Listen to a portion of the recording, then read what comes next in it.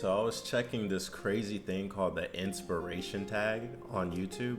This thing literally has whatever, like this thing creates video ideas.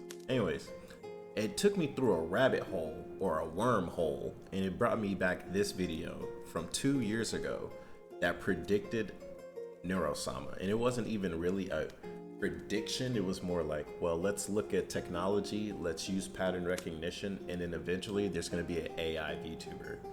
So I thought it was a cool video. Let's check this out, the VTuber and its technical future. I can't believe we really found this. Let's talk about VTubers. This video is like the beginning of everything that is the new age.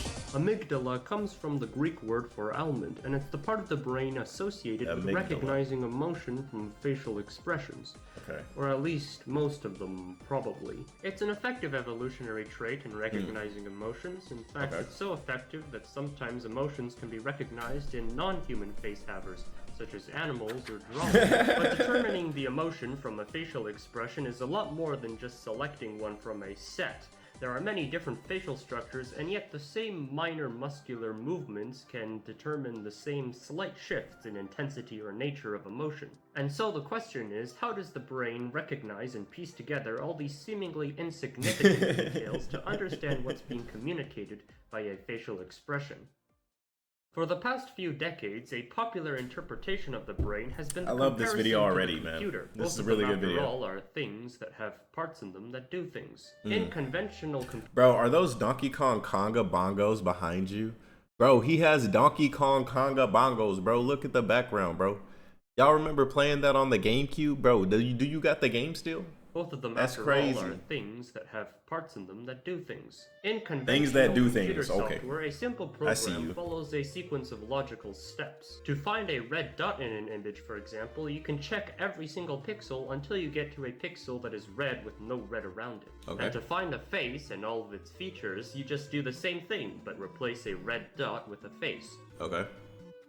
But people are different from pixels, and even if we weren't, there's no difference between this pixel and this pixel. So maybe instead we should look at the combinations of pixels, edges outside the box. But even then, there's really very little difference between this edge and this edge. Exactly. And so maybe instead we should look at the combinations of edges, and shapes. In 1964, Dr. Woodrow Wilson Bledsoe published a report on a project for recognizing faces called the Facial Recognition Project Report. The goal of the project was to match images of faces to names, and one of the strategies to doing this was first it all comes back to the government, bro. Features can include key points such as the hairline, the corners of the eyes, or the hairline. These features can then be combined, and the distances between the features are used to recognize and classify the face against many faces in a dataset. Of course, not all faces are always directly facing camera. Some of them are facing to the left, and some of them are facing the consequences of their creation. To correct this, mathematical transformations were applied to the distances to face the face forward. Unfortunately, not much else is known about this project due to confidentiality, but it is the first known significant attempt at computers processing human faces, so long as those faces facial recognition are at a reasonable software angle and lighting and age and isn't wearing a hat. Very Ultimately, convenient. due to limitations in technology, the project was labeled as unsuccessful, but it did highlight a problem in processing faces, and that faces were just too different from each other and different from themselves in different settings. Whoa, what was that? Too different from bro, each in the other future and and in the from past. themselves in different settings. Settings. Any singular hard-coded algorithm had to be very convoluted with potentially a lot of error. But that's okay though, because this was in the 60s, so they still had plenty of time to figure it out before I make this video. Lamau XD. VTuber, yes, the first YouTube video, let's go. Short for virtual YouTuber is a YouTuber that is virtual, as opposed to regular YouTubers who are authentic and genuine. They're in Being the YouTubers, digital world. They are most commonly found on Twitch and have the potential to be as various in content Let's go, as any Amelie. other content creator. Sai In other Yu. words, swaying back Amelia, and forth 07, with their mouths. Iron Mouse. VTubers take Oh my obvious goodness. inspiration. Bro, I ain't gonna lie, bro. This video hitting differently, bro. After two and Sana, bro. Bro, this video hit way different, bro. Way different, Vocaloid performance. bro. 2 years, bro. such as those of Hatsune Time Miku. capsule, bro. But That's what this is. Vocaloids, there isn't a singular history of Let's go, VTubers Hatsune since Miku. 1964, as VTubers are not a singular Let's go, organization Kazuna. or even a singular technology. Most VTuber historians like to start the history at actually, Kizuna, who is in every sense of the word a virtual YouTuber, and the first virtual YouTuber if you don't count Super Sonico or the Weatheroid or Annoying Orange. I is the yeah. You don't want to count the other things. Yeah. Japanese word for love, but it also has the obvious. We're not giving it to Annoying Orange, bro. It can't be annoying. No, can't be him. The second meaning, AI, the abbreviation for artificial intelligence. It could also stand for Adobe Illustrator, but it does not, because that is too many puns and also would not make sense. The character proclaims herself to be an artificial intelligence, and by artificial intelligence she means animation software with a production crew. But how exactly the human operator and voice are mapped to the model has been mostly left to speculation due to confidentiality. Of course. It's also noteworthy that unlike keep this most secret. traditional YouTubers, she's somewhat of a corporate mascot under Kizuna Eye Inc., made Mascot. apparent by her involvement with commercials. Nonetheless, her character and her format of 3D Bro, I love how he animated leaves a voice pause acted for me to video say something. productions is the first usage of the word VTuber, and so it's a good place to start. Yes. Unfortunately, Kizuna never left behind a formal definition for the word VTuber, and so its definition, at least as a medium, has been left fairly open-ended. Damn. If you take the definition to be the online video form substitution of one's identity by animated character, then I ain't gonna lie, that's a really good definition for sure. the concept of VTubing is not very novel nor uncommon. On one hand, you have static expressions chosen from a set of pre-drawn illustrations, or PNG tubers, and on the other hand, you have full-body motion capture devices connected to a model within a game engine, such as that of Code Miko. Shout out to Miko, bro. Sit at OG either end of the Miko, spectrum, bro. From most affordable but least immersive to most immersive and least affordable. But they both solve the facial recognition from image problem in the best way possible, by not solving it. It's much easier to find a dot on a screen than a face. So what if we made people's faces into dots? Or rather, multiple dots. In 1990, Lance Williams decided to track faces by not tracking faces, and published a paper on performance-driven facial animation, in which retroreflective dots that were easy to detect by a computer were applied to a person's face to be tracked and then mapped to a 3D model. Williams performed this on himself for budgetary reasons, Understandable. not because he wanted to become an You're the first one. character. This would be one of the first instances of marker-based facial motion capture for animation, a technique that can be held accountable for the Polar Express. But it's unreliable and bothersome, both of which are bad things, and so it has nothing to do with the video. If we ignore all the other parts of the body, Code Miko's facial animation uses iPhone X's Face ID. By using projectors to project light onto the face and then sensing the depth of this reflected light using sensors, a three-dimensional image is created, thus avoiding the problem of fun fact, if you guys are ever in a combat situation and it's nighttime, don't use your iPhone facial recognition, because anybody with night vision goggles is going to be able to see you, and then they're going to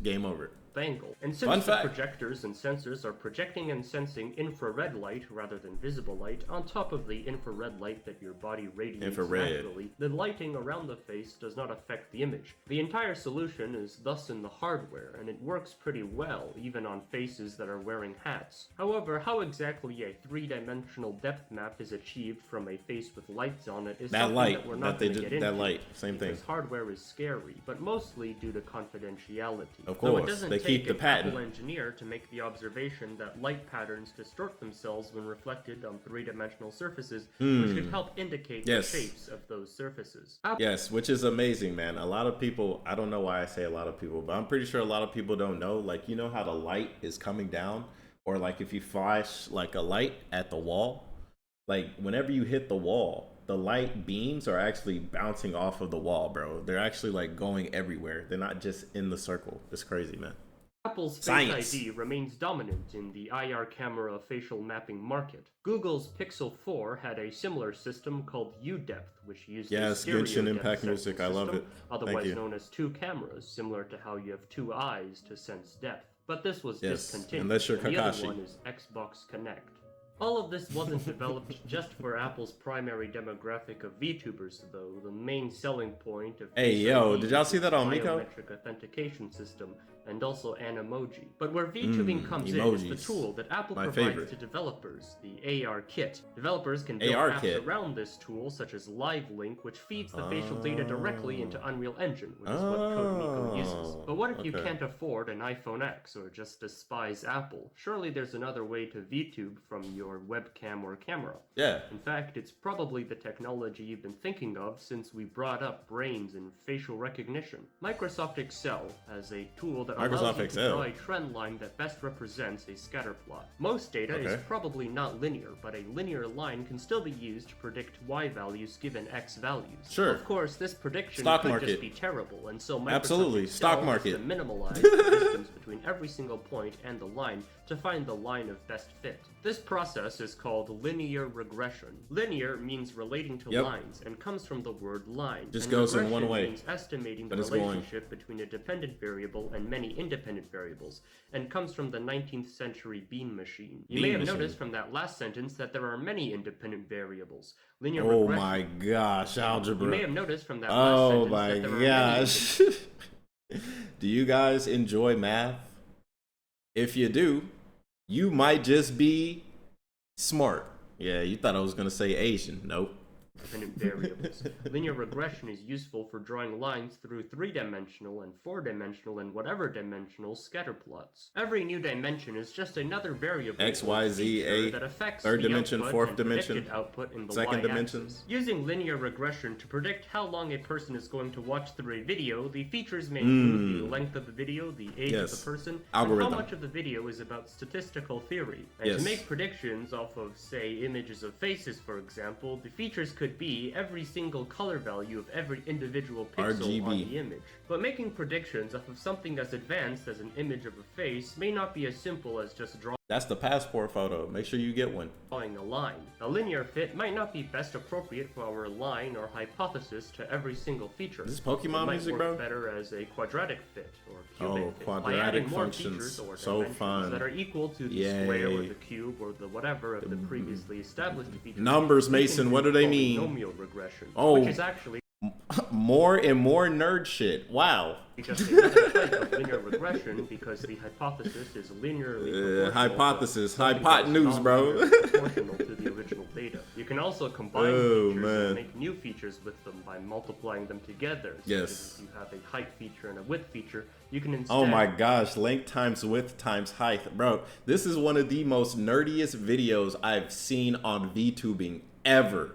I love it. Have an area feature. But making predictions off of something as advanced as the image of a face may not be as simple as what's next, PEMDAS? multivariate nth degree polynomial. We know that we can modify polynomial features to make new features to optimally fit our hypothesis to data. But in what way do you modify the features? Which features do you combine?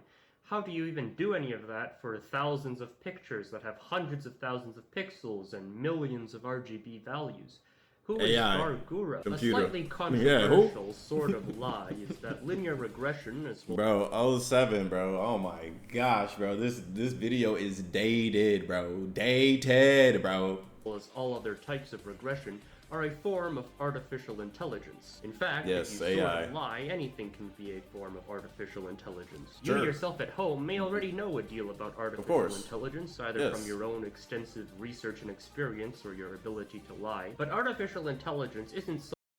Or it's in everybody's phones nowadays. So much of an algorithm as it is the idea of artificial Soon it'll be in everybody's brains. What's going on? This is crazy. So. Most of what you may know to be artificial intelligence is the method of machine learning called the artificial neural network. Yes. A neural network, or a network of neurons, is a system... Bro, I'm so happy I actually understand half of this shit, bro. This is crazy. System of units that receive information, process... How much of this do you understand, bro? Let me know in the comments. Make a prediction. Because this is crazy nerd shit. A brain. It's yes, also neurons. Similar to Danganronpa in that regard. Good game. Neural networks and all of machine learning is a big deal because it allows programmers to do things they typically can't do on their own, such as play board games at a grandmaster level or hold a conversation. This is because, unlike in conventional programming where the programmer knows what they're doing, in machine learning the program learns how to do it on its own, without the programmer really needing to know how it was done. But how did it work? Doesn't matter. It figured it out. And what exactly is scary, right? Learning. The units or neurons of a neural network are organized into layers.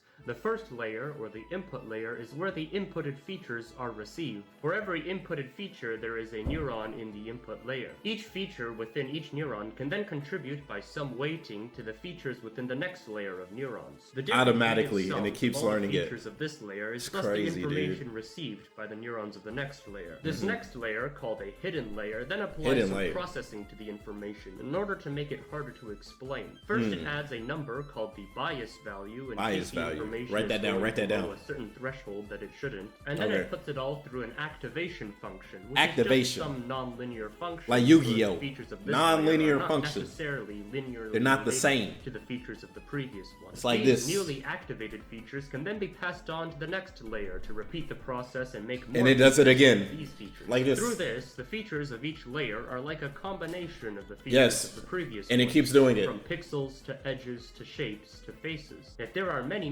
layers that compute very specific or complicated features, then the entire network can be called a deep neural network.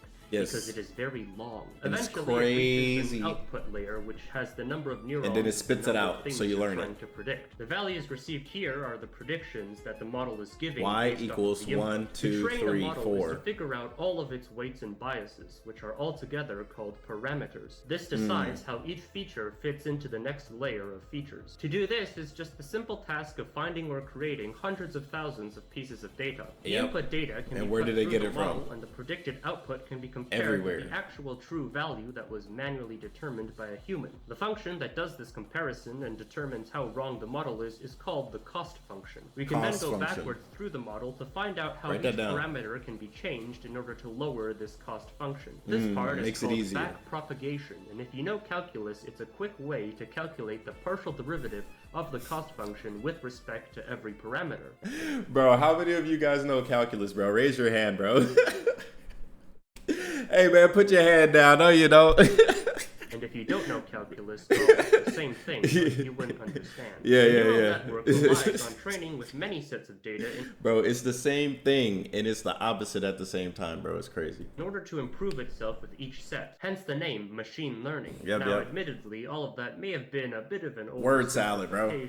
But it's word the salad backbone of machine learning, and the model used for computer vision, and more specifically, object detection, which would be true if I wasn't lying. I knew it. Architectures of neural network can have different activation functions, cost functions. You activated his trap card. Neurons per hidden a lie. The architecture for a computer vision model. Oh, brother, here we go with this hot dog again. Is even more convoluted, as it is that was a sick flip, though. Neural network. An RGB image can be thought of as 3 matrices, one for each RGB value of every pixel. Damn. However, it would be a lot of weights. That would be a to put lot. every single pixel into a weighted sum for every single feature of the next layer. Absolutely. Rather, the more efficient technique devised is to take these matrices of features and pass them through a filter that forms some number of matrices of new features for the next layer. Genius. The parameters here It's working for on itself. convolutional layers are the values that make up the filters for each layer. There are then also pooling layers that reduce. You okay? Calm down. Hey, breathe in, breathe out. Can you see me? I'm doing a check because the camera is red, bro. Like it's burning up, bro. The number of parameters by throwing them away. Hey, you better keep working. It works. And then near the end of the network, we may have some fully connected layers that are just the same layers as before with weights and biases, to sort of check to see if there are any relationships we're missing between all the features now that there are less features. Finally, the vector of features that we're left with is put through some regression function to perform the actual classification or localization 92% of the time. Dilemma conclusion for your autonomous vehicle. Oh, just brother. like with the Yes. It's like iRobot. When Will Smith, he didn't want to get saved. He was like, save the girl. And then the robot was like, you had a higher probability. Hey, wake up. Good morning. Wake up. Good morning. Yes, I'm glad you were back. The camera was like, I'm awake. Yes, you are awake. Welcome back. Anyways, it's like iRobot with Will Smith. He was like, save the girl. And then the robot was like, yeah, you had a higher probability of living versus her. So I saved you even though you wanted me to save the girl. And it's like, bro, what the basic neural network. And then Will Smith becomes a racist towards robots, but he was right, except not about the AI. Dun dun dun. Crazy foreshadowing comes right back around. Check out my Will Smith iRobot video I made months ago. The convolutional neural network, or ConvNet if you're running out of time, is filtering for more and more specific features with each layer. Also, this was once again an absurdly oversimplified oversimplification that is ignoring a lot of the math. It's okay. So this time, I'm not lying in any of the information I've given. Computer vision is fairly big, and so a lot of research has been put into it, as well as a lot of abstractions from its bare mathematical bones, to the point where training and then running a model could take the copy and paste skills of web development. Given just a few hundred images, you can train a model to perform object detection on the body parts of Oikawa Nendoroids. Even you can become a VTuber. In the case of VTubers, which is what this video is about, it's not actually object detection, but rather facial landmark detection. The output for such a model may be a number denoting whether or not there's a face on the screen, followed by the X and Y coordinates of several key points along the face, eyebrows, eyes, nose, and lips. You may have noticed that we never answered the question of how a brain detects faces and facial expressions.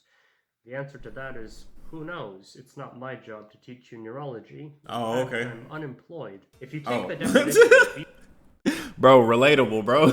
VTubers to be, then its history is a pretty straightforward story. Yeah, this dude's hilarious. Following the massive success of Kizuna Ai in Japan, many other Kizuna-esque VTubers started popping up, such as Kaguya Luna and Mirai Akari. It was only a matter of time before agencies that managed several VTubers started appearing to the scene. Hololive. The agency Niji-Sanji broke from the tradition of 3D models and used 2D, which is like 3D but with one less D. Rather than it's 3D cheaper. Live 2D takes several layers on top of each other to move at different motions, giving the illusion of depth. Perhaps more importantly, though, is that Niji-Sanji focused on live streams rather than video productions, with which HoloLive and other VTubers soon followed suit. And like all things Japanese, very soon there were fan English subtitles followed by official English and then everybody found out. English-speaking subsets such as HoloLive English. Let's go. English groups. Let's go. English-speaking based agencies such as VShojo. This rise of Ai to the debut of VShojo is a relatively short period of time, from 2016 to 2020. In almost all of the examples I've given thus far, though, the technology used for facial tracking is not artificial intelligence. No matter how efficient or accurate a neural network may be, it has one fatal flaw, in that it is software. Having to put every frame or every few frames through the neural network to get updated coordinates for our model is a lot of processing. Even with a convolutional neural network that does everything it can in every layer to reduce the number of parameters, image processing is going to be a costly process. This means that in order for the animation to work in real time with what's commercially available today, the smoothness or precision is going to have to be significantly reduced. Add on to the fact that computer vision is very dependent on lighting. You can't process something from nothing, and it makes sense why both HoloLive and Niji-Sanji provide iPhones to all their incoming VTubers. The true depth system, unless nothing was something. Hold on. Something to nothing unless nothing was something. Uses software, but the hardware part is especially designed specifically for the purpose of facial mapping. This means that rather than being given some massive data and then finding the features that it figured out how to find on its own, the program is given the features of light distortion or depth that coincides directly with the coordinates of the facial landmarks, using just some conventionally programmed geometric operations. As funny as it would have been, though, it's not like all that talk about machine learning was completely irrelevant. There are still an abundance of VTuber applications for webcam using ConvNets, primarily targeted towards independent VTubers who don't get free iPhones. Wait, free iPhones? Who get free iPhones? Bodily contortions. What the heck is that? Which comes with not being good, to name a few. Damn! Which is for Live 2D, is available for webcam VTube Studio, bro. For webcam, really it uses a model from OpenSea Face. There it is. Whereas on Android it uses AR Core, both of which are deemed to be of less quality tracking than the iOS version. VTubing is not just facial tracking though, but since it's all about tracking a human and mapping it to an avatar, all the other aspects of VTubing short of a mocap suit can use similar technologies. Hand trackers such as Leap Motion use IR projectors and sensors to track hand motions, which is very handy, but also limited because you can't cross your arms, so no snarky remarks. Natural language processing problems such as speech recognition require a lot of feature engineering. and so neural networks are preferred, inputting human speech and outputting text, which can then be either used as another way for mouth tracking or be synthesized back into speech via more neural networks to mask your voice. Damn, that's crazy. Zentreya, dude, that's insane though. Like I never even realized like the voice changer. I never realized it was also being used by like the actual processing power. I thought that was something that was just manually created by the user. So that's insane, man. Head fat.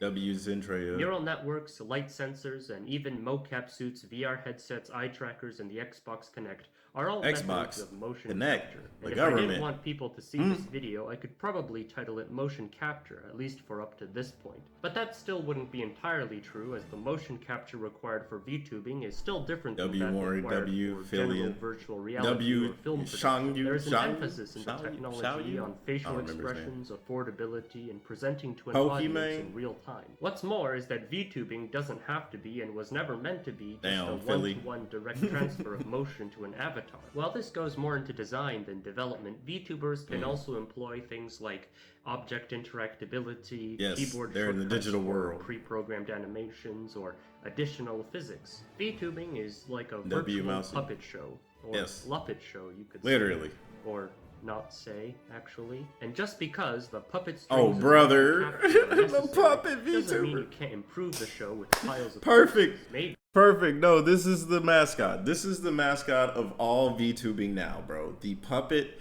hand will get everybody to understand VTubing at the most simplistic level. I'm telling you, bro. This is the new mascot. Hey, get him to collab with Neuro, bro. Necessary doesn't mean you can't improve the show with bro. He is sock hand, bro. Socky, bro. Even be a puppet show. Perhaps the future of VTubing should be a looser connection to the puppeteer for more expressive or stylistic animation. A paper was written last year in 2021 for a VTubing software called Alter Echo. The software uses facial expression recognition, acoustic analysis from speech recognition, and mouse or keyboard shortcuts to apply gestures to an avatar on top of motion capture. Gestures that the human themselves are not actually doing. The nature or mannerisms of these gestures can be configured by what the paper calls avatar persona parameters, such as how shy or confident the VTuber persona is supposed to be. How effective this all is still unknown, though, as the software is unavailable and the paper is still under double-blind review, at least at the time of this recording. Though the paper itself was rated fairly highly compared to pure motion capture and vMagic Mirror, which is a keyboard-based software. On the topic of new softwares for independent VTubers, while 2D models are modeled with Live 2D, 3D models are not necessarily modeled with actual 3D modeling software like Blender, but rather softwares like VRoid Studio, which is essentially a character customization screen, which has many sliders for incredibly unique customization, though the official stable release has only been out for a year. Currently, both 2D and 3D VTubers suffer from a noticeably homogeneous design and style that some say is reminiscent of Genshin Impact characters, whereas others argue is closer to Honkai Impact characters. Perhaps a much more unique, easily accessible VTuber avatar creator will be available for the next generation of VTubers. It's unlikely that it will ever break out of that anime niche anytime soon. Nah, bro, anime is love, anime is life, come on. And it's definitely not going to be whatever Metaverse was supposed to be. Just like how live 2D models have been getting exceedingly creative, 3D models could branch off into as many styles as there are styles of anime, which has the opportunity to be aided by a movement towards more motion capture animation-focused VTuber software. In regards to the future of VTubing, there is another possibility that has been somewhat disregarded since the decline of Kizuna Ai. It has to do with the I part of Kizuna Ai. Not love. Intelligence. It's quite common for VTubers nowadays to come with their own lore. The avatar is actually a mythical beast or a magical being. Kizuna, or a demon. Self-proclaimed first virtual YouTuber, 9 out of 10 indie YouTubers, bro. Story of being an artificial intelligence. This whole backstory stems from the original idea behind artificial intelligence, to mimic human intelligence. Yes. A neural network can learn how to find the features it needs to find to locate a facial landmark on an image, which could imply that given the right conditions and training, it can learn the features of human behavior and produce content. And while in the case of Kizuna, artificial intelligence was only used at most for landmark detection, there already exist machine learning models that write scripts, interact with humans, play games, and generate animations. Yes, for a long time we've had this. Models that write scripts, interact with humans, play games. I actually remember when TAS was like when TAS had first came out and it was on YouTube. Like, you know, speed running in video games, well, there's AI, or it's not even really AI. Like, from what I remember, like, you go in and you go frame by frame and you connect what you want the character to do. So in this example of Mario, like, Mario moves forward, but someone has to manually go in here and like make him move forward pixel by pixel, and they clear the whole game the most optimally way, like to the point where even humans have no realistic ability to create such a move. So like a super glitch that'll have you skip to the end of the game. You know, some people cannot actually do this physically. That's why they have separate task speedruns and still human speedruns, which is making it interesting when we have like AI VTubers and we got normal VTubers. It's like, eventually I could see a point where there's even more AI VTubers that are just so crazy entertaining that legitimately other streamers that are human would have an issue. Right now, everybody loves Neuro. Well, not everybody, but what happens when there's more Neuros? It's going to be an interesting time for sure. And generate animations. There are even neural networks for singing synthesizers, such as SynthV, which has been mentioned to me by all 5 of its users. Lamau. Bro, they left that. Mentioned to me by all 5. Go look up Solar Smith blows my mind in voice bank. SynthV look like it's pretty bright future. Surprised you didn't mention it. Okay, I watched the time. Very good. Oh man. They really know. Its users. It seems not too far-fetched to just combine all of these to create a truly automated artificial intelligence virtual YouTuber. However, we also know that all of these are just several independent abstract networks. The learning that these networks are doing isn't based off of experience or intuition or arguably even any logical structure. It is just a collection of shifting parameters and mathematical evaluations that knows something is correct because, in the case of supervised learning, we informed it that it was correct. A content creator about as sentient as the trendline generator on Microsoft Excel. We know this even without fully understanding sentience because we know what sentience is not. And what it is not is a pattern recognition machine in a computational void. The actual algorithms of human intelligence may still be unknown. But because of the way that machine learning was developed, artificial intelligence isn't intelligent in the same way that humans are, but it can learn the features of human intelligence and reproduce it to an incredible degree. It's no longer uncommon for humans to be deceived by AI-generated conversations or art or music. Yes, a lot of us are getting confused, and it's getting more confusing every day to the point where like people legitimately have AI channels on the platform that just makes hundreds and thousands and tens of thousands of dollars hand over fist on regurgitated, copy pasted, semi good idea based content streams, and people just don't even realize it's AI created and they just jump into it. And sometimes they're really good. Sometimes it's like literally the entire history of whatever war, like World War II or whatever, and it'll be legitimately broken down because I mean AI can learn history, except history is determined by the victor and not what really happened. So it's going to be really interesting to see what happens in the future when it comes to history and AI. Perhaps, given the nature of parasocial relationships and corporate media, we simply wouldn't mind. Ultimately, whether a content creator who is not sentient, who we know is not sentient, but can imitate sentience perfectly, is good enough, bro, or against our best interests, will be up to us as living, breathing humans. As we say, but as they all say, as long as the content's good, they don't really care.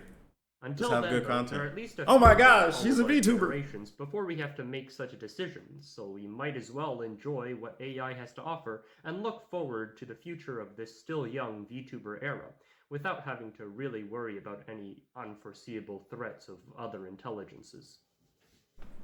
The heck is that? What is that behind him? Is that a human? I thought those went extinct.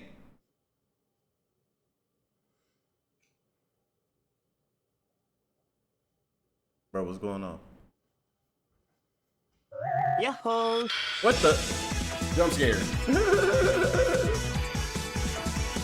Bro, that was one of the most interesting, entertaining videos I've ever seen. And bro, it blew my mind. Thank you for creating this Junferno. And yeah, for sure. We only got a little bit longer until I have no idea what's gonna happen, to be honest, when it comes to the content creation scene. I hear it's getting crazy as it is.